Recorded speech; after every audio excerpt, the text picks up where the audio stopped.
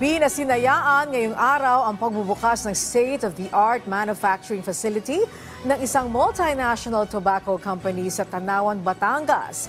Ang bagong pasilidad tiyak na magbibigay ng trabaho sa mas marami pang mga tobacco farmers. Si Clazel Pardilla sa sentro ng balita. Clay? Yes, Angelique, binuksan na ngayong araw ang isang state-of-the-art manufacturing facility ng mga produktong tabako na nagkakahalaga ng bilyong-bilyong pisong puhunan sa ating bansa. Pinangunahan ni First Lady Liza Araneta Marcos ang inaugurasyon ng bagong pasilidad sa Tanawan, Batangas, na layong gumawa ng smoke-free o walang usok na produktong tabako na sumasabay sa demand ng mga bagong consumer. May lawak ang manufacturing facility na 12,000 square meters. 81% ng operasyon nito ay pinatatakbo gamit ang sikat ng araw. Pagmamayari ito ng isang American multinational tobacco company na naglagay ng higit 8 billion pesos na halaga ng puhunan sa ating bansa. Ayon sa Department of Agriculture, taon-taon ay papalo sa 1.8 billion pesos na halaga ng dahon ng tabako ang binibili sa Pilipinas ng naturang kumpanya. At ang operasyon nito ay nagbibigay ng 4,000 trabaho sa mga Pilipino. Inaasahang darami pa ang magsasaka ang magkakaroon ng tiyak na hanap buhay sa pamamagitan ng bagong manufacturing facility. Narito ang pahayag ni Department of Agriculture Secretary Kiko Tiu Laurel Jr.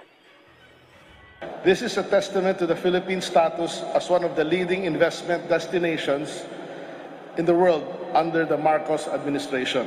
The quality of tobacco in Philippines is getting better and better, and we're also thinking about start using Philippine tobaccos in the smoke-free products.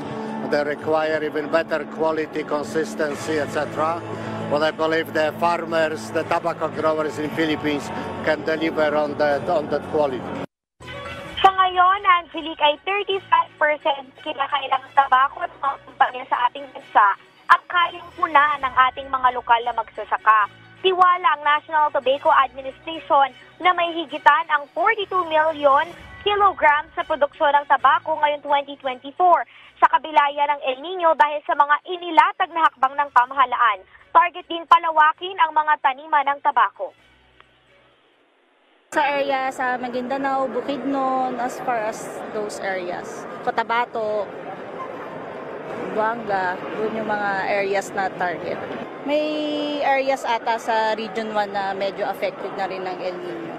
Pero yung kahit estimate, ma'am, hindi ba ganun kalaki yung impact ng El Nino o grave, severe yung epekto ng El Nino? Hindi naman kasi we have already convinced our farmers to plant early. Sa susunod na linggo, Angelique, inasahang tutulak si Secretary Tiu Laurel sa South Korea para ibida ang iba't ibang produkto ng Pilipinas gaya na lamang ng avocado. Angelique? Okay, maraming salamat, Clazel Pardilla.